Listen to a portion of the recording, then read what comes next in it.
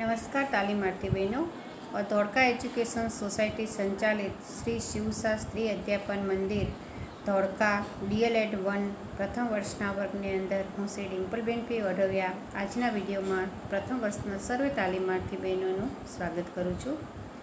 અગાઉના તાસમાં આપણે course 4B જેમાં યુનિટ નંબર 1 જે છે એ યુનિટ જે છે આપણે પૂર્ણ કરેલ, તેના પ્રશ્નો પણ સ્વાધ્યાયમાં આપેલ છે એની વાત કરેલી. આજે આપણે યુનિટ 2 જે છે એમાં તમારે જે મુદ્દા ચાલી ગયા છે એ સિવાયના મુદ્દા જે છે એને કન્સેપ્ટ ઓફ સ્પીકિંગ સ્કિલ જે છે એના વિશે આપણે આજે સમજ મેળવવાના છીએ. અગાઉ આપણે ઇન્ટ્રોડક્શન એના વિશે સમજ મેળવી હતી, પછી ઓબ્જેક્ટિવ્સ એ વિશે પણ આપણે ખ્યાલ મેળવ્યો, સ્કિલ ઓફ લિસનિંગ અને સ્પીકિંગ અને એના વિશેના જે કોન્સેપ્ટ છે, પ્રોસેસ છે એના સમજ મેળવવાની છે. એમાં અગાઉનો વિડીયો તમે જોયો હશે તો કન્સેપ્ટ ઓફ લિસનિંગ સ્કિલ એના વિશે માહિતી મેળવી. પ્રોસેસ ઓફ લિસનિંગ જે છે એમાં જે રેકોર્ડિંગ આવતું હતું, ઇનપુટ આઉટપુટ એ વિશે ખ્યાલ મેળવ્યો. કન્સેપ્ટ ઓફ સ્પીકિંગ સ્કિલ જે છે એના વિશે આજે આપણે વાત કરવાના છીએ. તો ફરીથી તો એ આપણે યાદ કરી લઈએ. ત્યાર પછી પ્રોસેસ ઓફ સ્પીકિંગ, સ્ટ્રેટેજીસ અને activities to develop listening and speaking skill, શ્રવણ કૌશલ્ય અને કથન કૌશલ્ય વિકસાવવાની યુક્તિ પ્રયુક્તિઓ જે છે, પ્રવૃત્તિઓ છે એમાં અહીંયા 7 આપેલી છે. રાઇમ્સ, લેંગ્વેજ ગેમ્સ, પછી listen and repeat activities, listen and do, role play, story telling, patch work listening, આટલી પ્રવૃત્તિઓ જે છે એ આપણે લિસનિંગ અને સ્પીકિંગ સ્કિલ ડેવલપ કરવા માટેની છે. ત્યાર પછી ફોનોલોજી, ઓર્ગન્સ ઓફ સ્પીચ એના વિશે આપણે સમજ મેળવશું. પહેલાં આપણે છેલ્લે તો સાર અને સ્વાધ્યાય તો આપેલું જ છે, યાદ કરી લે. પ્રસ્તાવના ટૂંકમાં આપેલી છે, ઓબ્જેક્ટિવ્સ જોયા, કોન્સેપ્ટ ઓફ લિસનિંગ સ્કિલ. એમાં એક આ પેરેગ્રાફ છે તમારે જોવાનો હતો. વિદ્યાર્થીઓને શ્રવણ જે છે એની એક પ્રવૃત્તિ ક્લાસમાં કરાવવાની. વિદ્યાર્થીઓને એવું કહેવાનું છે કે 1 મિનિટ માટે આંખો બંધ કરો, અવાજ બંધ કરો અને તમે ક્લાસ આખો શાંત થઈ જાય પછી આસપાસમાં આવતા અવાજોને ખૂબથી ધ્યાનથી સાંભળવાનું કહેવાનું છે. 1 મિનિટ બાદ વિદ્યાર્થીઓ પાસે સાંભળેલા અવાજોની નોંધ કરાવો. ત્યારબાદ ફરી 1 મિનિટ માટે આંખ બંધ કરી અવાજો સાંભળવાનું કહો અને સાંભળેલા અવાજોને નીચે કોઠો આપેલો છે એમાં વર્ગીકૃત કરવાનો છે. સાઉન્ડ તો કયા કયા અવાજ, કદાચ આંખો બંધ કરશો તો કોઈ પક્ષીનો અવાજ આવતો હશે, કદાચ ત્યાંથી કોઈ વાહન પસાર થયું હશે એનો અવાજ આવતો હશે, ઘડિયાળનો ટક અવાજ આવતો હશે. પછી એમાંથી એ યાદી બનાવશે અવાજોમાં કયા કયા અવાજ સંભળાય છે. ફાર અને નિયર, નજીકમાં કયો, દૂર કયો અવાજ અને નજીકનો અવાજ કયો. પ્લેઝન્ટ એન્ડ અનપ્લેઝન્ટ, એટલે આનંદદાયક અવાજ કયા, ખુશી થાય એવા અવાજ કયા અને આપણને ન ગમે એવા કયા. એ રીતના પ્રવૃત્તિ કરાવવાની છે. શ્રવણની જે છે એનો કોન્સેપ્ટ આપેલો છે. ધ્યાનપૂર્વક સાંભળવું, અર્થગણ સાથે સાંભળવું, વક્તાના વિચારવી, સંદર્ભમાં સમજવા, શુદ્ધ ઉચ્ચારોને ગ્રહણ કરી સાંભળવા, હાવભાવ અને ચેષ્ટાઓ સમજવી. આ વાત આપણે અગાઉ જોઈ ગયા હતી, છતાં ફરી આપણે યાદ કરી લઈએ છીએ. પ્રોસેસ ઓફ લિસનિંગ જે છે એમાં પણ એક ટેબલ હતું જેમાં ઇનપુટ આઉટપુટ, ઇનપુટ પછી પ્રોસેસ થાય અને આઉટપુટ. લિસનર જે સાંભળનાર છે એ સંદેશો જે છે એને ગ્રહણ કરે છે, મેળવે છે, જેને ડેકોડિંગ કહેવામાં આવે છે. એક વાક્યમાં પૂછી શકે કે વોટ ઇઝ ડેકોડિંગ, ડેકોડિંગ એટલે શું. જે અવાજ સાંભળેલા છે, જે સંદેશો પ્રાપ્ત કરેલો છે એનો મગજ જે છે એ અન્ડરસ્ટેન્ડિંગ કરે છે, એટલે સમજ મેળવે છે કે શું કહેવા માંગે છે. અને આઉટપુટ, સાંભળેલા જે સંદેશા છે એ અનુસાર જે સાંભળનાર છે રિસ્પોન્સ આપે છે. આ રીતે આ પ્રક્રિયા શ્રવણની થાય છે. હવે આજથી આપણે જે યુનિટ શરૂ કરવાના જે જઈ રહ્યા છીએ એ છે કોન્સેપ્ટ ઓફ સ્પીકિંગ જે છે. સ્પીકિંગની વાત કરીએ છીએ કે કઈ રીતે કથન કૌશલ્ય છે એનો ખ્યાલ શું છે અને કથન કૌશલ્ય જે છે એ વિકસાવવા માટેની કઈ કઈ સ્ટ્રેટેજીસ છે એના વિશે આપણે સમજ મેળવવાની છે. કથન કૌશલ્ય માટે concept of speaking skill. Language is primarily speaking skills is the most important. ભાષા જે છે એ પ્રાથમિક રીતે કથન છે અને speaking skill is the most important among 4 skills of language. ભાષાના 4 કૌશલ્ય છે: લિસનિંગ, સ્પીકિંગ, રીડિંગ અને રાઇટિંગ. એમાંથી કથન કૌશલ્ય જે છે, કથનનો બીજો શબ્દ વપરાય છે એના માટે સંભાષણ. એટલે ઘણી વખત તમને એવું પૂછાય કે સંભાષણ કૌશલ્યનો ખ્યાલ સ્પષ્ટ કરો, તો તે વખતે આપણે મૂંઝાવાનું નથી. કથન અને સંભાષણ બે એક જ અર્થ છે. અહીંયા કોન્સેપ્ટ ઓફ સ્પીકિંગ સ્કિલ આપી છે, પણ આપણે એ સ્પીકિંગનો અર્થ કથન બી સમજવાનો અને સંભાષણ પણ. તો એ ભાષાના 4 જે કૌશલ્યો છે, લિસનિંગ, સ્પીકિંગ, રીડિંગ અને રાઇટિંગ, એ 4 કૌશલ્યોમાંથી સૌથી જો અગત્યનું કૌશલ્ય હોય તો એ છે કથન કૌશલ્ય છે. વાંચન અને લેખન છે એ ત્યાર પછી આવે છે. વિશ્વની ઘણી ભાષાઓ reading and writing come much later. Many language in the world have only spoken form. ઘણી બધી ભાષાઓ જે વિશ્વની અંદર બોલાઈ રહી છે, તો એના માત્ર ને માત્ર એના સ્પોકન ફોર્મ જ છે, રિટન ફોર્મ હોતા નથી. ઘણી ભાષાઓ એવી છે. તો they do not have their written form. We need language to speak fluently. આપણી જરૂરિયાત છે કે આપણી ભાષા જે છે એમાં પ્રવાહિતા હોવી જોઈએ. Good speaking skill is an outcome of good listening. Good speaking skill જે છે એ ક્યારે આવે કે જો તમે સારા શ્રોતા હો, તમે સારી રીતે સાંભળતા હોય, તો એ સારા શ્રોતા હોય સારા વક્તા બની શકે છે. એટલે ક્યાંય પણ આપણે સાંભળવાનું થાય ત્યારે ખૂબ ધ્યાનથી સાંભળો, જો આપણે સારા વક્તા બનવા હોય, સારા સ્પીકર બનવું હોય તો. વિશ્વની ઘણી ભાષાઓને માત્ર મૌખિક સ્વરૂપ જ છે, તેઓને તેમનું લેખિત સ્વરૂપ નથી. આપણને પ્રવાહિતાથી બોલવા માટે ભાષાની જરૂર પડે છે. સારું કથન સંભાષણ કૌશલ્ય એ સારા શ્રવણનું જ પરિણામ છે. કથન કૌશલ્યનું શિક્ષણ એટલે વ્યક્તિની બોલવાની ક્ષમતાનો વિકાસ કરવો. કથનના શિક્ષણમાં વ્યક્તિની પ્રવૃત્તિલક્ષી ભાષા વ્યવહારના મહાવરા દ્વારા પોતાના વિચારોને સ્વાભાવિકતાથી સ્પષ્ટ અને શિષ્ટ રીતે મધુર અવાજમાં શુદ્ધ ભાષામાં પ્રભાવક રીતે અભિવ્યક્ત કરવાની ક્ષમતા પ્રાપ્ત કરાવવામાં આવે છે. આ જે બધી સમજ જે છે એ કથન કૌશલ્ય સંભાષણ કૌશલ્ય જે છે એનો ખ્યાલ સ્પષ્ટ કરે છે. અને તમને ટૂંકનો જ્યારે પૂછાય કે કોન્સેપ્ટ ઓફ સ્પીકિંગ સ્કિલ, સંભાષણનો ખ્યાલ સ્પષ્ટ કરો, તો આટલે સુધી તમારે જવાબ લખવો પડે. વ્યક્તિ પોતાના વિચારોને યોગ્ય રીતે અભિવ્યક્ત કરી શકે તે માટેનું એટલે કે કથન કૌશલ્યનું શિક્ષણ. Speaking is more than talking. આપણે જે વાતો કરીએ છીએ સામાન્ય વર્ગખંડની અંદર પણ તમે તમારા ફ્રેન્ડ્સ સાથે વાત કરતા હોય તો એ છે ટોકિંગ છે, એને આપણે સ્પીકિંગ ના કહી શકીએ. ઇટ ઇન્વોલ્વ્સ સ્પીકિંગ જે છે એમાં it involves thinking, imagination and sensitiveness in listening and understanding. અને ત્યાં આપણે સાંભળવાનું જે છે, સમજવાનું છે, ને જે કંઈ બોલીએ છીએ તે વખતે વિચાર પણ કરીએ છીએ, કલ્પના પણ કરીએ છીએ અને વિચારીને બોલીએ છીએ, જે છે એ કથન છે.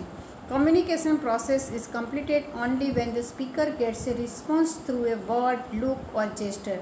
કોમ્યુનિકેશન જે પ્રત્યાયનની પ્રક્રિયા ત્યારે જ એ કમ્પ્લીટ થઈ કહેવાય કે જ્યારે તમે જે બોલો છો અને સામે વિદ્યાર્થી તરફથી તમને જો રિસ્પોન્સ મળે, તો તમે જે બોલો છો, જે કહો છો, વિદ્યાર્થી સમજ્યા છે એ કહી શકાય. અને ત્યારે જ તમારું જે વક્તવ્ય છે, કથન જે છે એ સફળ થયું કહેવાય. અને એ શેના દ્વારા મળે તો એ કોઈક શબ્દ દ્વારા આપે. તમે પ્રશ્ન પૂછો અને વિદ્યાર્થી જવાબ આપે, કદાચ તમારા સામું જુએ છે ત્યારે એની આંખો પરથી ખબર પડી જાય છે કે વિદ્યાર્થી સમજ્યા છે કે નહીં. લુક ઓર જેસ્ટર્સ, તેના હાવભાવ પરથી ખ્યાલ આવી જાય. શિક્ષકને અનુભવને આધારે ખ્યાલ આવી જાય છે કે આ બાબતનું જે સમજાઈ રહ્યું છે વિદ્યાર્થી સમજી શક્યા છે કે નહીં. ક્યારેક વિદ્યાર્થીના ફેસ પર કોઈ રિસ્પોન્સ ના હોય તો આપણને ખબર પડી જાય કે આ મુદ્દો છે વિદ્યાર્થીને સમજવામાં અઘરો લાગે છે. The teaching of speaking prepares a person to respond properly using proper words, look or gesture. The teaching of speaking prepares. જો આપણે કથન જે છે એને જે સમજ આપવી હોય તો એ જે છે વ્યક્તિને, સામેવાળી વ્યક્તિ જે છે એના દેખાવ, એના ચહેરાના હાવભાવ પરથી આપણને ખ્યાલ આવે છે. Process of speaking. There are 3 stages. જેમ પ્રોસેસ ઓફ લિસનિંગમાં 3 સ્ટેજ હતા, એ રીતે અહીંયા પણ ઇનપુટ, પ્રોસેસ અને આઉટપુટ એ પણ પ્રક્રિયા અહીંયા થાય છે. External or internal motivation two start speaking or sending messages. બાહ્ય અથવા આંતરિક પ્રેરણા જે છે આપણને કંઈક બોલવા માટે, કંઈક મેસેજ માટે આપણને સંદેશો આપે છે. ક્યારેક તમે કોઈક સામાન્ય ઉદાહરણમાં આપણે જોઈ શકીએ છીએ, મગજમાં આપણે કંઈક વિચાર આવે કે મારે ટીચરને આ પૂછવું છે, તો એ ઇન્ટરનલ મોટિવેશન છે. ક્લાસમાં શિક્ષક વિદ્યાર્થીને એવું કહે છે કે તને બહુ જ આવડે, તું હોશિયાર છું, તું બોલવાનો પ્રયત્ન કર, તો એ જે છે એક્સટર્નલ મોટિવેશન છે. એટલે ઇન્ટરનલ કે એક્સટર્નલ મોટિવેશન છે એ આપણને કથન કૌશલ્ય તો આપણે જે કે મેસેજ કેવો છે એના માટે આપણને મદદ કરે છે to start speaking or sending message, જેને આપણે સોર્સ પણ કહીએ છીએ. Brain starts working for enabling message, it carries out linguistics and information processing. અને મગજ જે છે એ જે કંઈ એક પ્રક્રિયા ચાલુ કરે છે, મગજની અંદર પહેલાં જે બોલીએ છીએ એ સંદેશો મગજની અંદર એ વિચારે છે અને ભાષા સ્વરૂપે એ જે માહિતી જે છે એને એ રજૂ કરે છે. પસંદગી કરે છે કે મારે શું બોલવું, કઈ ભાષા બોલવી. ઘણી વખત આપણે શિષ્ટ ભાષા બોલવાનો પ્રયત્ન કરતા હોય ને આપણી જે પ્રાદેશિક ભાષા હોય એ ન આવી જાય, એ માટે મગજ જે સિલેક્શન કરે છે કે મારે પાણી કેવું કે પોણી કેવું, મારી જે પ્રાદેશિકતા પોણી છે પણ મારે શિષ્ટ ભાષામાં મારે એક ટીચર તરીકે બોલવાનું છે, તો હું એને સિલેક્શન કરીશ કે મારે પાણીનો યુઝ કરવો, પાણી બોલવું એમ. The brain commands organs to work accordingly. મગજ જે છે એ આપણા જે ઓર્ગન જે છે એને સંદેશ આપે છે. જ્યારે બોલીએ છીએ ત્યારે આપણા હોઠ, જીભ, અમુક અક્ષરો જે છે મૂર્ધન્ય, તાલવ્ય, ઓષ્ઠ્ય, એ જે છે કયા અક્ષરો જે છે દાંતને સ્પર્શ કરવાથી થાય છે, કયા અક્ષરો છે એમાં જીભ તાળવે અડે છે, તો એ જે છે આપણે બોલીએ છીએ ત્યારે આપણા હોઠની મૂવમેન્ટ, દાંત, જીભ, એ બધા ઓર્ગન જે છે એનો ઉપયોગ થાય છે અને સંદેશો આપે છે મગજ કે આપણે આમ બોલીએ છીએ ત્યારે આપણા એક્સપ્રેશન જુઓ છો, હોઠના જે છે એની મૂવમેન્ટ જુઓ. ઘણી વખત ઘણા વ્યક્તિ જે છે હોઠની મૂવમેન્ટ પરથી, અવાજ ન હોય છતાં પણ મૂવમેન્ટ પરથી ઓળખી જાય છે કે આ વ્યક્તિ શું કહેવા માંગે છે. એ ઘણા બધાના એક્સપિરિયન્સને આધારે એને ખ્યાલ આવી જાય. It means it commands articulators to encode the message. અને આવી રીતે જે સંદેશા માટેનું જે કામ મેઇન તો બ્રેન કરે છે અને એ જે છે આપણા ઓર્ગન જે છે એને સંદેશો આપે છે કે તમારે આ શું બોલવું એ. Strategies and activities to develop listening and speaking skills. શ્રવણ તથા કૌશલ્યના વિકાસ માટેની અહીં કેટલીક પ્રયુક્તિઓ તથા પ્રવૃત્તિઓ. સ્ટ્રેટેજીસ મતલબ પ્રયુક્તિઓ અને એક્ટિવિટીઝ મતલબ કે પ્રવૃત્તિઓ આપેલી છે. બંને માટેની કોમન છે. જો તમને શ્રવણ કૌશલ્ય વિકસાવવા માટેની પ્રવૃત્તિઓ જણાવો અથવા પ્રયુક્તિઓ જણાવો કહેવામાં આવે તો પણ આ જવાબ લખવાનો છે. કથન કૌશલ્ય વિકસાવવા માટેની પ્રયુક્તિઓ અને પ્રવૃત્તિઓ જણાવો તો પણ તમારે આ જવાબ લખવાનો છે. એટલે બંનેની જે કંઈ પ્રવૃત્તિ છે એમાં સાથોસાથ બંને કૌશલ્ય જે છે ડેવલપ થાય છે. પહેલું છે એમાં રાઇમ. તમે સ્કૂલમાં પણ હોપે લિટલ, જમ્પે લિટલ, 1 2 3 એવું પણ તમે નાની નાની રાઇમ જે છે સ્કૂલમાં પછી તેરા લિટલ સ્ટાર્સવાળી જે છે, અને પછી જે where is Thumbkin, here I am, how are you today sir, very well thank you. આવી બધા જે છે ગીતો જે છે એ સ્કૂલની અંદર ગવડાવ્યા હશે. તો rhyme is the easiest way for a teacher to teach learners listening skill. તમે નેટ પર સર્ચ કરશો તો પણ ઘણી બધી આવી રાઇમ્સ જે છે એ આપણને એક્શન સાથે જોવા મળશે. રાઇમ ઇઝ યુઝ્યુઅલી, અને સહેલામાં સહેલો એ માર્ગ જે છે શિક્ષક માટે વિદ્યાર્થીઓને સાંભળવાનું કહું છું, કેમ કે ગાવાનું છોકરાઓને બહુ ગમે છે. ઘણી વખત ઇંગ્લિશ મીડિયમની સ્કૂલમાં, નર્સરીમાં, કેજીમાં બાળકો ભણતા હોય, સ્કૂલમાં શીખવેલું હોય તો ઘેર આવીને પોપટની જેમ સરસ મજાનું બોલે ત્યારે મમ્મી પપ્પા ખુશ થઈ જાય કે એને કેટલું સરસ ગાતા આવડે છે. એટલે આવી નાની નાની રાઇમ્સ છે એ રાઇમ્સ દ્વારા બાળકનું શ્રવણ કૌશલ્ય જે છે, અને એ પહેલાં ટીચર પાસેથી સાંભળે છે અને ત્યાર પછી એ પોતે પાકું થઈ જાય છે એટલે બોલે છે. Rhyme is usually a short poem. Rhyme શું છે કે એક નાનકડી કાવ્યની પંક્તિઓ છે. Rhyme provides enjoyment to the young learners, અને એ આનંદ પણ આપે છે આપણને. It also makes learners familiar with the sounds of English language. અંગ્રેજી ભાષાના જે અવાજો છે એનાથી પરિચિત કરે છે. Rhyme is also a source of learning English speech rhythm, અને એ એક સોર્સ છે કે ઇંગ્લિશનું જે રિધમ જે છે એને સમજવા માટેનું. Some rhymes are also action rhymes. ઘણી બધી રાઇમ્સ છે જેમાં તમે એક્શન પણ કરી શકો છો. Learners can recite such rhymes with body movement body movement સાથે પણ આ રાઇમ જે છે એ રજૂ કરી શકાય છે. ધ એક્શન, અને આપણે એને એક્શન સોંગ કહીએ છીએ. The action also helps learner to understand what the rhyme is about. અને એક્શન જે છે, કદાચ તમને શબ્દ ન સમજે પણ એક્શન દ્વારા જે છે એ વિદ્યાર્થી જે છે સમજી શકે છે. એક 5મા ધોરણ કે 6ઠા ધોરણની અંદર આવતી હતી, અને સવારના જે અભિવાદનો માટેની મોર્નિંગ, ગુડ મોર્નિંગ, પછી આફ્ટરનૂન, વેલકમ, મહેમાનો આવે ત્યારે શું કહેતા, પછી સવારે ઉઠીને ગુડ મોર્નિંગ કહેતા, એવી એક રાઇમ છે. બપોરે તો એ ગુડ આફ્ટરનૂન કહેતા, રાત્રે એ તો ગુડ નાઇટ કે, મમ્મી મારી ઢીંગલી બોલતી થઈ. આવું એક રાઇમ છે. એ જે છે ગુજરાતી ઇંગ્લિશ મિક્સ છે, અને એમની સાથે સાથે એ ગીત દ્વારા જે સવારે શું કહેવું, બપોરે શું કહેવું, સાંજે શું કહેવું, રાત્રે શું કહેવું, મહેમાન આવે ત્યારે શું કહેવું, કોઈ વસ્તુ જે તમને આપે છે ત્યારે એનો આભાર માનતી વખતે શું કહેવું, તો આવા બધા જે છે અભિવાદનો છે એ ગીત દ્વારા શીખવવામાં આવે છે. અધ્યતાઓમાં શ્રવણ કૌશલ્ય વિકસાવવા રાઇમ એ શિક્ષક માટે સૌથી સરળ ભાગ છે. રાઇમ એ સામાન્ય રીતે એક નાનું કાવ્ય છે. રાઇમ નાના અધ્યતાઓને આનંદ આપે છે, અને ઉપર જે ઇંગ્લિશનો પેરેગ્રાફ આપે છે એનું ટ્રાન્સલેશન છે. એટલે ઇંગ્લિશ પેરેગ્રાફ જોઈને મૂંઝાઈ નહીં જવાનું. ક્યાંક ને ક્યાંક એનું ભાષાંતર આપેલું હોય છે. આપણે ઇંગ્લિશમાં કંઈ જવાબ લખવાના નથી, પણ ઇંગ્લિશ છે એ સમજવું આપણા માટે જરૂરી છે. જે આપણું પણ જે પ્રોનાઉન્સિએશન જે છે અને સ્પેલિંગ જે છે, એ વોકેબ્યુલરી છે આપણું વધારવા માટે. આ ઉપરાંત રાઇમ અધ્યતાઓને અંગ્રેજી ભાષાના ધ્વનિઓથી પરિચિત બનાવે છે.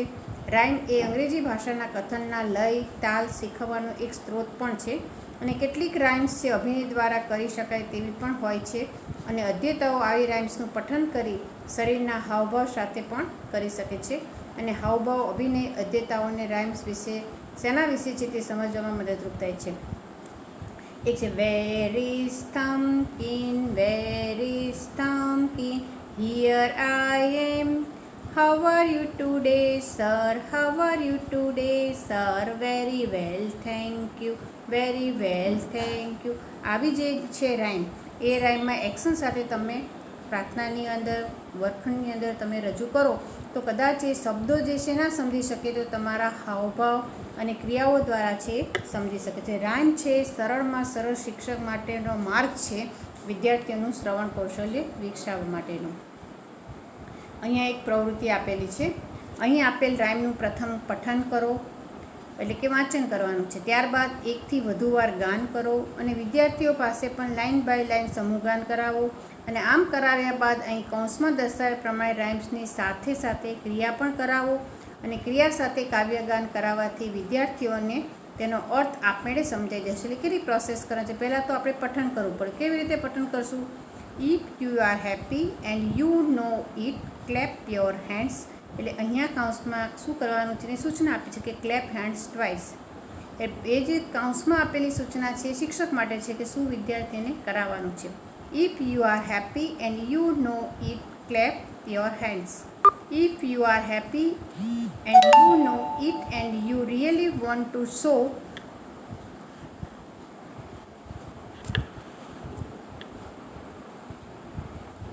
if you are happy and you know it and you really want to show it, clap your hands. If you are happy and you know it, clap your hands. તો clap hands જે છે 2 વખત તાળી પડાવવાની છે. બીજું વર્ષ છે If you are happy and you know it, stamp your feet. Stamp feet twice. એટલે હાથેથી પગના જે ઘૂંટણ જે છે એની ઉપર થપથપાવવાનું છે. If you are happy and you know it, touch your nose. કૌંસમાં સૂચના આપી છે કે touch your nose એટલે નાકને અડવાનું છે. If you are happy and you know it, cry. Hooray! Raise arms and above head. ત્યારે તમારે હાથ ઊંચા કરીને, આપણે ઘણી વખત ક્રિકેટમાં પણ જોઈએ છીએ ને, જીતી ગયા હોય તો કેવી રીતે બૂમ પાડીએ છીએ, હુર્રે. તો આવી પ્રવૃત્તિ ક્લાસની અંદર પહેલાં પઠન કરાવવાનું છે, પછી ગાવાનું છે, પછી સમૂહગાન કરાવવાનું છે, ગ્રુપમાં પણ તમે ગાન કરાવો. એટલે વર્ગ તમારો આખો લાઈવ બની જાય અને વિદ્યાર્થીઓને પણ મજા આવે, બોરિંગ ન લાગે પીરિયડ, અને છોકરાઓનું કથન અને શ્રવણ કૌશલ્ય વિકસી શકે. ઉપરોક્ત રાઇમ્સમાં દર્શાવ્યા ઉપરાંત અન્ય ક્રિયાઓનો પણ સમાવેશ થઈ શકે છે. Snap your fingers. Snap your fingers એટલે આંગળીઓ જે છે એને આ રીતે કરવાની છે.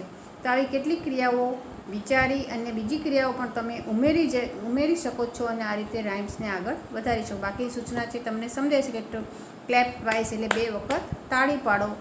સ્ટેપ ફીટ ટ્વાઇસ તમારા પગ ઉપર જે છે એની પર થપથપાવવાનું છે, પગ થપથપાવવાના છે. Step feet twice.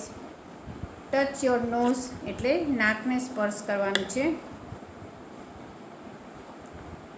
નીઝ આવે, સ્ટેપ નીઝ ટ્વાઇસ તો ઘૂંટણને તમારે થપથપાવવાનું. ફીટ એ તમારા પગને જે છે આપણે કેમ 1 2 3 જે કરીએ છીએ 1 2 1 2 જે કરીએ છીએ એ રીતે પગ પછાડવાના છે. Language games. ભાષાની આજે પહેલી હતી શ્રવણ કૌશલ્ય અને કથન કૌશલ્ય વિકસાવવાની સ્ટ્રેટેજીસ કે એની એક્ટિવિટીઝ. એમાં પહેલી જે હતી એ જે છે રાઇમ્સ, બીજી છે લેંગ્વેજ ગેમ્સ. ભાષાની રમતો પણ રમાડી શકાય છે. Language learning is not hard but effort is required to every moment. ભાષા જે છે એ શીખવી ખૂબ અઘરી નથી, પણ એક પ્રયત્ન જે છે કરવો જરૂરી છે દરેકે દરેક ક્ષણે. The effort must be maintained over A long period of time. અને એ પ્રયત્ન લાંબા સમય સુધી ચાલુ રાખવો જોઈએ. Games provide an interesting way of learning any language. અને રમતો જે છે એ કોઈપણ ભાષા જે શીખવા માટેનો રસ છે એ પૂરો પાડે છે. Games help and encourage learners to sustain their interest in learning language. રમતો જે છે એ શીખનાર જે છે એની મદદ પણ કરે છે અને એનો ઉત્સાહ જે છે એને જાળવી રાખે છે, એનો રસ જે છે એને વધારે છે. Games develop self confidence. અને રમતો છે એનો આત્મવિશ્વાસ પણ વધારે છે. In all the skills of language. ભાષાના બધા જ 4 કૌશલ્ય જે છે એ વિકસાવવા માટે, ડેવલપ કરવા માટે આત્મવિશ્વાસ જો વધારતો હોય તો એ ગેમ્સ છે. Games also help the teacher to create context in which the language is useful and meaningful. In order to do something, learners must understand what others are saying or have written.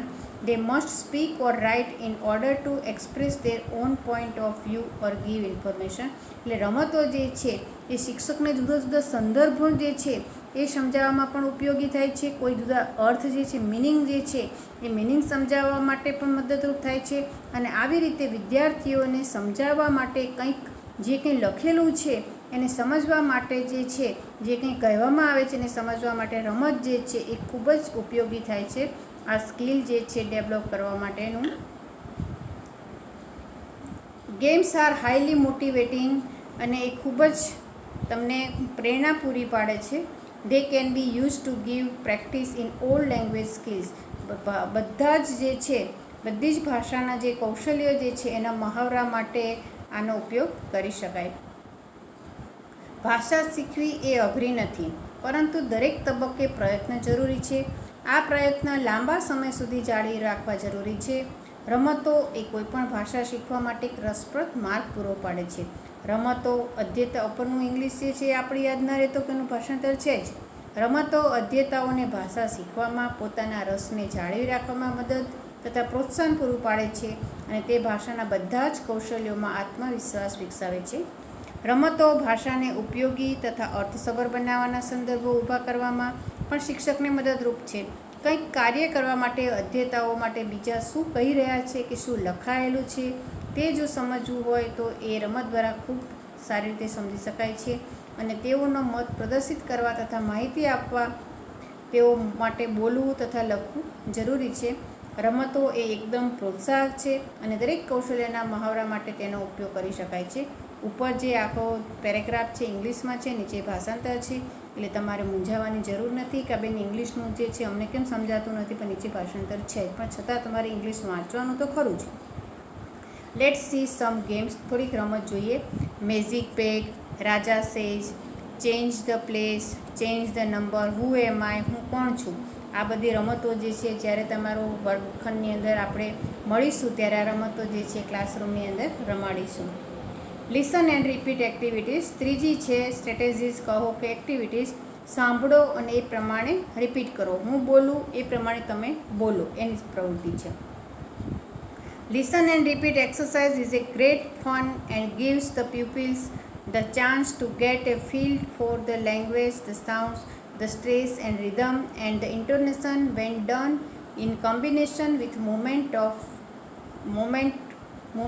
or with the objects or pictures. And in this game it also helps to establish the link between words and meaning. Tongue twisters. Tongue twisters is a good example of listen and repeat activities. Tongue twister helps students to practice English rhymes and pronunciation. Choose the tongue twister which practice the sounds you are working on. અહીંયા જોઈ શકો છો, સાંભળો અને એ પ્રમાણે exercise કરો. એ ખૂબ જ આપણને આનંદ આપે છે. વિદ્યાર્થીઓને એ ચાન્સ આપે છે two gate A feel for the language, the sound. જે ભાષાના જે અવાજો છે એની અનુભૂતિ થાય છે. ધ સ્ટ્રેસ, એમાં ક્યાંક ભાર આપવો, રિધમ જે છે કઈ રીતે બોલાય છે, ઇન્ટોનેશન, સ્વરભાર, when done in combination with movements or with objects or pictures. And in this game it also helps to establish the link between words and meaning. શબ્દો જે છે એના અર્થ જે છે એ બંને વચ્ચે લિંકનું કામ કરતો હોય તો એ જે છે આપણે બોલીએ છીએ, વિદ્યાર્થી બરાબર સાંભળે અને એ પ્રમાણે રિપીટ કરે. અને એટલા માટે જ આપણે જે ન્યૂ વર્ડ્સ કે અનફેમિલિયર વર્ડ શીખવીએ છીએ ત્યારે શિક્ષક પહેલાં બોલે છે. શિક્ષક ધારો કે બોલે એલિફન્ટ, તો એ જે છે પહેલાં ટીચર બોલે, પછી છોકરાઓ પાસે 3-4 વખત બોલાવવામાં આવે. ત્યારે ક્યારેક કોઈક વિદ્યાર્થી બ્યુટીફુલ શબ્દ છે બરાબર જો બથી સમજ્યું ન હોય તો ડથી છે એનું ઉચ્ચારણ કરી બેસે છે. એટલે બ્યુટીફુલ, તો વિદ્યાર્થી જ્યારે બોલે છે ત્યારે શિક્ષક બરાબર સાંભળવાનું છે કે હું જે બોલું છું એ પ્રમાણે જ બોલે છે કે નહીં. એટલે શિક્ષક બોલે છે ત્યારે કયા શબ્દો ઉપર કેવો ભાર મૂકે છે, સ્ટ્રેસ મૂકે છે, ઇન્ટોનેશન કેવો છે એનો ખ્યાલ આવે છે. ટંગ ટ્વિસ્ટર જે છે, tongue twister is a good example of listen and repeat activities. ઘણી વખત છે ઘણા એક લાંબુ વાક્ય છે એ નોનસ્ટોપ, તમે ગુજરાતીમાં જે કાકાએ કાકીને કાચના કબાટમાંથી કાચી કેરી, એ જે છે ટંગ ટ્વિસ્ટર છે. સહેજ પણ ભૂલ થયા વગર એ જે બોલી શકે છે. તો એ છે એ રીતે ટંગ ટ્વિસ્ટર જે છે એની પ્રવૃત્તિ જે છે સારામાં સારું ઉદાહરણ છે. Tongue twister help students to practice English rhymes and pronunciation. આ રીતે રાઇમ્સ અને ઉચ્ચારણ માટે જે છે એનો મહાવરો પૂરો પાડે છે. Choose the tongue twister which practice the sounds you are working on. તમે જ્યારે કામ કરતા હોય ત્યારે આ રીતે ટંગ ટ્વિસ્ટરને આપણે સાંભળીને પણ આપણે આપણું જે કૌશલ્ય જે છે શ્રવણ અને કથન કૌશલ્ય છે એ વિકસાવી શકીએ. Listen and do activities. સાંભળો અને એ પ્રમાણે ક્રિયા કરો. તમે નાના હશો ત્યારે જો અહીંયા લખ્યું છે કે શિક્ષક ગાંધીજી કહે એ રમત વર્ગખંડમાં રમાડતા હોય છે. એ જ રીતે ઇંગ્લિશમાં નાની નાની સૂચનાઓ, ઇન્સ્ટ્રક્શન્સ જે શીખવવા માટે, દ્રઢીકરણ કરાવવા તેમજ શ્રવણ કૌશલ્ય વિકસાવવા માટે રાજા સેજ રમતનો ઉપયોગ થઈ શકે છે. રાજા સેજ, રાજા જે કહે છે એ પ્રમાણે આખા ગ્રુપના જે છે એણે એક્શન કરવાની હોય છે. ઘણી વખત ગાંધીજી કહે છે એ પ્રમાણે, ગાંધીજી કહે બેસી જાઓ, ગાંધીજી કહે આંખો બંધ કરો, ગાંધીજી કહે કૂદકા મારો. તો આ રીતની રમત દ્વારા આ ગુજરાતીમાં જુદી જુદી ક્રિયાઓ શીખવવા માટે. ઇંગ્લિશમાં જુઓ, રાજા સેજ રમતમાં વિદ્યાર્થીઓને અંગ્રેજીમાં ક્લાસરૂમ ઇન્સ્ટ્રક્શન શીખવી દીધા પછી એક વિદ્યાર્થીને દાવ લેવા પસંદ કરો અને તે વિદ્યાર્થી જે સૂચનાઓ રાજા સેજની સાથે બોલે તે જ એક્શન કે સૂચનાઓ વિદ્યાર્થીઓએ અનુસરવી. જે એક્શનનો આદેશ રાજા સેજ વગર બોલાય તે ન કરવી અને જો જે વિદ્યાર્થી કરે તો તેને આઉટ ગણે અને એ રીતે રમત આગળ રમાડવી. જે વિદ્યાર્થી છેલ્લે રહે તે વિજેતા ગણે. પણ પહેલાં જે છે એ બધી સૂચનાઓ છે એક વખત શિક્ષકે કહી દેવી પડે. જો કોઈ વિદ્યાર્થી એ ભૂલી ગયા હોય અને રાજા સેજ કહ્યું હોય અને જુદી જ ક્રિયા કરે તો એ થાય છે આઉટ. રાજા સેજ ક્લોઝ યોર આઈઝ, એટલે આંખો બંધ કરો. રાજા સેજ ક્લોઝ યોર આઈઝ એટલે આંખ બંધ કરવાની. સ્નેપ યોર, રાજા સેજ સ્નેપ યોર ફિંગર્સ. રાજા સેજ લાફ, હા હા હા હા. રાજા સેજ ક્લેપ યોર હેન્ડ્સ. રાજા સેજ પોઈન્ટ ટુ ધ ડોર, એટલે આંગળી તમારે ડોર તરફ કરવાની છે. રાજા સેજ ટચ યોર નોઝ. રાજા સેજ શ્રગ યોર શોલ્ડર. આપણે ક્યારેક કામ ન કરતા કેવું ખભા ઉલાડીએ છીએ, તો એ જે છે એ આવું પહેલાં વિદ્યાર્થીને આ સૂચનાઓ જે છે એનું ભાષાંતર સાથેની એને ક્રિયા કરાવવી પડે. રાજા સેજ ક્લોઝ ધ ડોર. હવે આ બધું એક વખત શિક્ષક જે છે ડેમો આપી દે પછી એ છોકરાઓને રમાડી શકે. રાજા સેજ વચ્ચેથી ગમે તે કે રાજા સેજ પોઈન્ટ ટુ ધ ડોર અને કોઈ વિદ્યાર્થી જે છે બીજી ક્રિયા કરે તો એ શું થાય છે? આઉટ. તો આમ આપેલી સૂચનાઓ છે એ રમતમાં ઉપયોગ કરી શકાય છે અને આવી અન્ય કંઈક સૂચનાઓનો સમાવેશ થઈ શકે તે પણ આપણે તમે બીજી આમાં ઉમેરી શકો છો.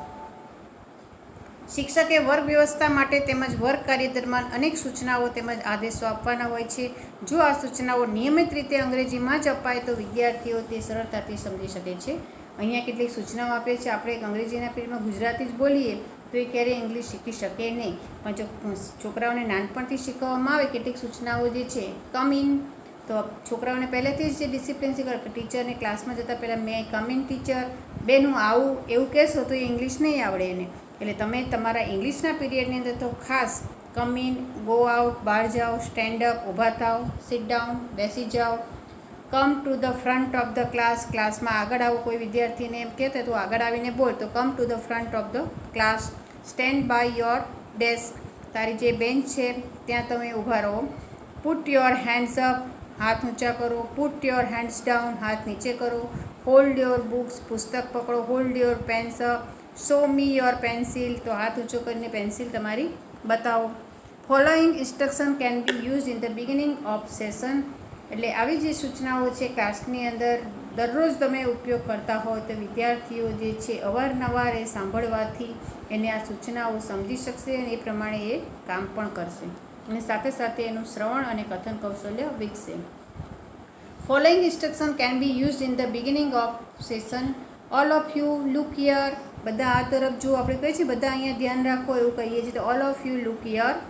યુ નીડ પેન્સિલ્સ, રૂલર્સ, તમારે પેન્સિલની બધાને પેન્સિલની જરૂર છે. રૂલર, ફૂટપટ્ટી જે છે. We all learn how to, તો આ બધી જ્યાં જ્યાં જરૂર પડે ત્યારે એકદમ જ ક્લાસમાં જઈને બધી સૂચનાઓ બોલવાની જરૂર નથી. આર યુ રેડી, તમે બધા તૈયાર છો. Open your books at page number so and so, તમે બધા તમારી ટેક્સ્ટ બુક ખોલો. લુક એટ એક્ટિવિટી 5, એના તરફ જુઓ જે કે તમારે ક્લાસની અંદર જે ભણાવવામાં જરૂર પડે ત્યાં આવી સૂચના મૂકી શકો છો. લિસન ટુ ધીસ ટેપ્સ, આ સાંભળો. રિપીટ આફ્ટર મી, હું બોલું એ પ્રમાણે બોલો. અગેન પ્લીઝ, ફરી બોલતો, આપણે કહીએ છીએ બીજી વાર બોલતો.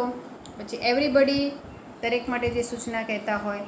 You have 5 minutes two do this, આ કામ કરવા માટે તારી પાસે 5 મિનિટ છે. હુ ઇઝ નેક્સ્ટ, કોણ છે આના પછી? આપણે એમ કહીએ છીએ ને કે હવે પ્રશ્ન બોલવામાં કે આના પછી કયો નંબર છે? Roll number 10, roll number 11. Who is next? Like this, not like that. Following instruction can be used at the end of the session, અંતમાં કહ્યું જ્યારે પીરિયડ પૂરો થાય છે ત્યારે શું કરવાનું છે? ઇટ્સ ટાઈમ ટુ ફિનિશ, હવે પીરિયડ પૂરો થઈ રહ્યો છે. હેવ યુ ફિનિશ, તમે બધાએ કામ કરી લીધું છે. તમારે ઇંગ્લિશનો લેસન પણ અહીંયા આપવાનો થશે આપણા બીજા વર્ષની અંદર, પ્રથમ વર્ષમાં નથી. લેટ અસ સ્ટોપ નાવ, હવે આપણે પૂરું કરીએ છીએ. સ્ટોપ નાવ, બંધ કરી દો. લેટ્સ ચેક ધ આન્સર, ચાલો આપણે જવાબ જોઈ લઈએ. એની ક્વેશ્ચન, કોઈને કોઈ પ્રશ્ન છે? કલેક્ટ યોર વર્ક પ્લીઝ, તમારું જે કામ જે છે એને ભેગું કરી લો. પેકઅપ યોર બુક્સ, બુકને બધું તમારું દફતરમાં મૂકી દો. Are your desk ready? Don't forget to bring your, જે કંઈ હોમવર્ક આપી ટુમોરો કે લેસન નંબર 4 એક્સરસાઇઝ એ ભૂલી નહીં જતા, છેલ્લે યાદ કરાવવાનું. Any question, language for comprehension. Are you ready? Are you with me? Do you get it? Do you understand? Do you follow me? What did you say? One more time please.